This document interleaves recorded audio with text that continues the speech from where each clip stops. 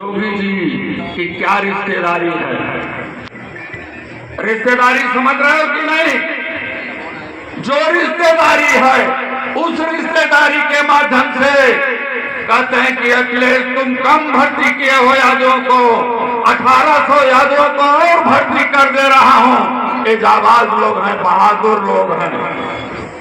पिछले चुनाव में भी ये बात आई थी, आदरणीय अखिलेश यादव जी ने बहुत पहले भी कहा था, ये सिपाही की जो परीक्षा होती है और परीक्षा में जो पेपर लीक होता है, समाजवादी सरकार में कभी पेपर लीक नहीं होगा।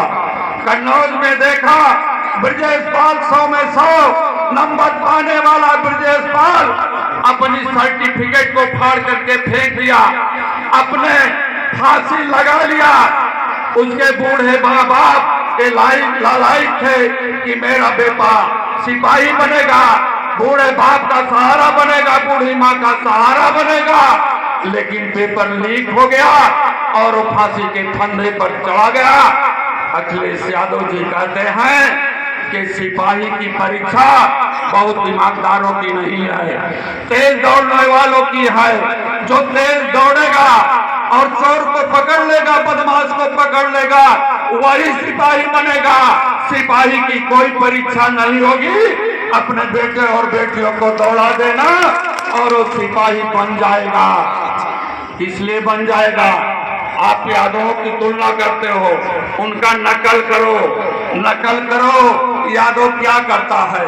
यादव सुबह उठता है, सुबह उठने के बाद गाय और भैंस को बढ़िया चारा देता है, अच्छे तरीके से दूध निकालता है, अपने बेटे और बेटियों को दूध पिलाता है, घी खिलाता है। जो कलेक्टर बनने लायक होता है उसको दिल्ली में भेजता है, और जो सिपाही बनने लायक होता है मैनपुरी की सड़कों पर दौड़ा देता है। तेपाल बघेल समाज के लोगों, आप भी अपने बेटे और बेटे को अपने बकरियों और भेड़ों का तो दूध पिलाना शुरू कर दो।